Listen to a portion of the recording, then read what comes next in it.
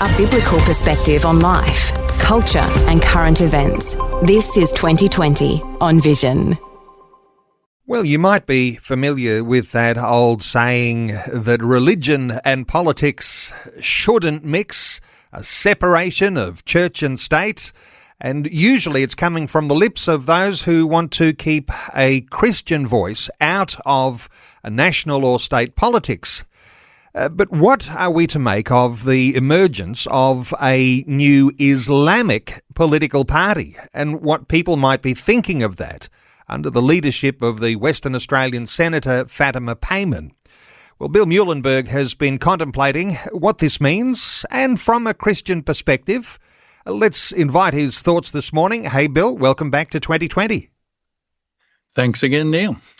Bill, a lot of people go a long way to keep Christians out of politics. All of a sudden, the rise of a party like this called the Australia's Voice, being led by the Western Australian Islamic Senator Fatima Payman. What are your thoughts here?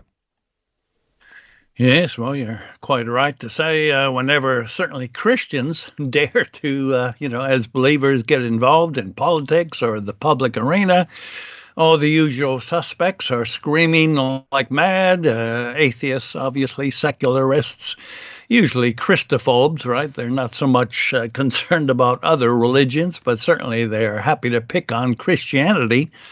So, yeah, you have to ask, what are you going to make of this now that it's clearly a Muslim who's setting up this party? And just looking at a recent picture of her and a small handful of her supporters or those who will be working with there, it's pretty clear they're almost all Muslims, at least by their gear. So, are we going to hear the same voices, right? Keep your mosque out of politics. Keep your burqa out of our public way of life. I haven't heard any of these cries so far.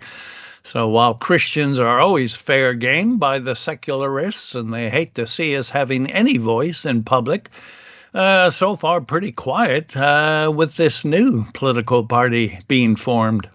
And I'm not sure I've jumped the gun here in saying it's an Islamic political party, because I don't know that it's been set up to be that. And as you say, there are Muslims in the publicity photos, but I guess they're going to be trying to adopt and welcome a whole lot of Australians into what their party stands for. Otherwise, they might not have called it the Australia's Voice Party. Well, yeah, obviously, if they call it Muhammad's Voice, that might limit things a bit, although that might be a more accurate name of the party. But yeah, it's going to be hoping to appeal to others, non-Muslims, whether, there will be a lot of other non-Muslims. I mean, she's already made it clear where she's coming from, what her agenda items are, right? She was elected not all that long ago with Labour in WA, but because evidently Labour was not radical enough, not anti-Israel enough, not pro-Gaza enough, pro-Palestinian enough, she thought, you guys, you're hopeless. So she went, left them, went as an independent for a few months, and now Australia First, which, or Australia's Voice, mind you, playing off, right, of what happened just about a year ago when we did vote on the Voice referendum, which was soundly defeated, mind you, 60 to 40%. So I think she's playing off that as well, somehow claiming that the indigenous peoples, you guys and us Muslims, we're in the same camp. We're both being mistreated by these terrible white Aussies. So that's kind of the feel you're getting simply by the name. So, yeah, we'll see what happens. I mean, question is, will anybody, right, actually get up? Whenever the election is held, there's only, 5-6 months to go, where it has to be held, the federal election, before May of next year.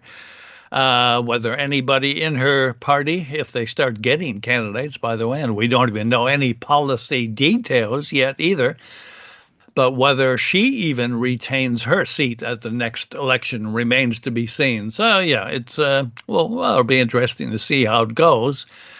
And by the way, to say, it's an Islamic political party, which probably is a good description, is not to say, people cannot, of different religious beliefs, get involved in politics, even set up your own party. So, we're not begrudging that. It's a question, as you say, how much of this is she being upfront about? And, if it really is more or less an Islamic party, well, again, where are all the secularists when you need them? Why aren't they calling this out as roundly as they condemn Christians whenever we try to do this?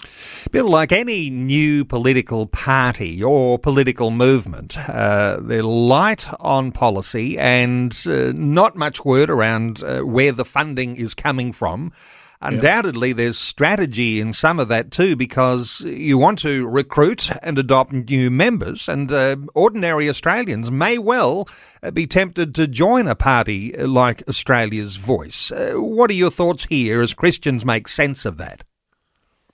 Well, again, in a democracy, people are free to join whatever party they want, provided it's more or less within bounds, right, within the Constitution, within, the values and beliefs of Australia. If it comes out, even more hardcore and says, way to go Hezbollah, way to go Hamas, well, I would think that, if it did end up going in that kind of direction, I would think it's not even a party that could legally be going on anymore with proscribed terrorist groups like this. But yeah, assuming she tries to play it safe and, we just want a better life for everybody. Well, it's fine. You can give it a shot. And as you say, the funding, well, yeah, where's your money coming from? That'll be, fair question to ask.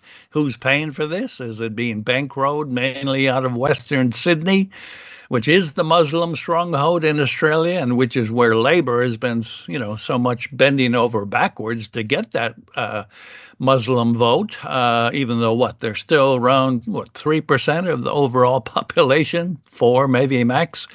So it's a small vote to chase, but we need to know a bit about who's funding them, who's going to be joining them, what their policies one day are actually going to be. At the moment, we don't have a clue. So we'll see how it all pans out. So here's a Muslim pro-Islamic party, and really riding on the back of the sentiment that there is right now in Australia, a pro-Palestinian movement. I know there's been some criticisms around the way that the Australian Voice, how that somehow or other adopts something from the Indigenous community here, and there's been a few outspoken as to the fact that somehow or other Aboriginals will likely be heavily disadvantaged here because all of a sudden the Voice is being overtaken by a Muslim party. Well, it's, again, a risky thing. As we say, it's a deliberate strategy, I think, on her part to try to make it look like we're part of the oppressed Indigenous peoples of the world. Although of interest, there's a large percentage, somebody said a majority of Aboriginal people who are Christian. I don't know of too many Islamic Indigenous people in Australia. I'm sure there might be some, but, if there are besides their own Aboriginal Dreamtime spirituality, if there are religious backings, Christianity would largely be it. So again, to piggyback on that, to almost hijack that community for your own purposes may not go down well with everybody. But again, we'll see in the months ahead how this all pans out. Bill, I note in your latest article and talking through some of those issues today, you're suggesting that, Australian Muslims are quite welcome to abide under Australian values and our beliefs and the rule of law. But what if some of those values are not at the heart of people who want to drive a political agenda, and they might be hardcore Islamic values and a push for Sharia law and very divisive, destructive things? How do you think Christians ought to think about the possibilities of that? Yeah. Well, not just Christians, any Australian, secular Joe Australia, right? You simply ask, will there be, will you welcome Jews, right, into the Australia Voice party? What about homosexual activists? Will they be welcome in the party? Both counts, you'd think probably well, if they were sensible, they wouldn't want to join, but I would think, they probably wouldn't be welcome, given how Islam views both Jews and homosexuals to start with. So that's an interesting thing, just how open is this party really going to be? But I spent a bit of time in my article looking at the whole issue of, this church and state separation that you mentioned at the opening, which, well, it comes from America, but it plays out here as well. And a lot of faulty ideas, as if the founding fathers wanted nothing to do with religion in the country, when really the opposite is true. Probably most of the founding fathers were Christians of one variety or another. A few deists were thrown in the mix, but when they talked about this, well, the First Amendment, Congress not establishing one religion, it didn't say we want to keep religion out of politics. What they were saying quite clearly is we don't want the federal government to give preferential treatment to one religious group over another. And even there, when they were talking about religious groups, right, they were mainly talking about Christians, right? Should we give Baptists preferential treatment, or Congregationalists, or Presbyterians? That was the thing they were warning against. Government should be not be in the business of saying this is the preferred Christian option. Certainly was not the idea that religion should have no place in public life. Far from it. So we can do the same here in Australia, which, by the way, a lot of our own legislation kind of followed closely on from the American legislation in this regard. Within reason, we're open. You can have atheists doing political parties. You can have all kinds of people.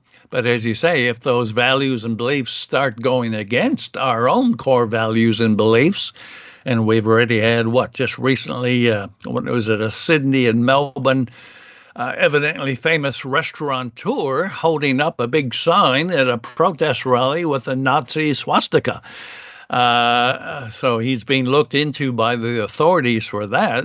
That's not on in Australia. And evidently a lot of people are pulling out of, had bookings for his restaurant. They pulled out.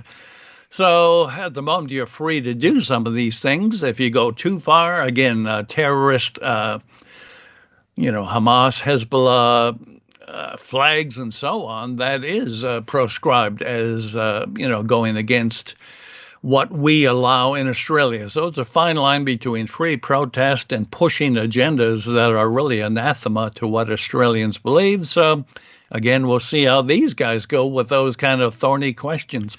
And it will be interesting to see whether the agendas being pushed are extreme agendas, because there's extreme agendas in parties like the Greens and a number of other parties too. So to be seen yet. Wouldn't it be interesting, Bill, if... Because, you should be able to, as an Australian, seek to join any political party. If there was a flood of Christians decided to join the Australian Voice Party, I wonder whether that's a possibility.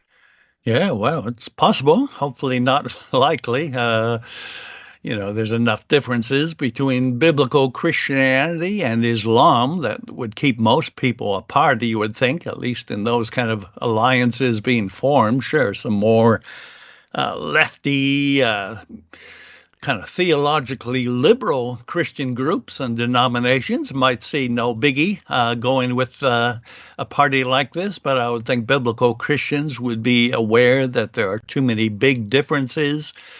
Again, it's, I've probably worked with Muslims in the past on some common cause co-belligerency issues, right? Maybe a pro-life or pro-family rally. So there's a very limited place for working with others. But in terms of really supporting and getting involved in a political party like this, again, it remains to be seen. What will your policies be? But I'd certainly think Christians would be or should be a bit cautious to begin with.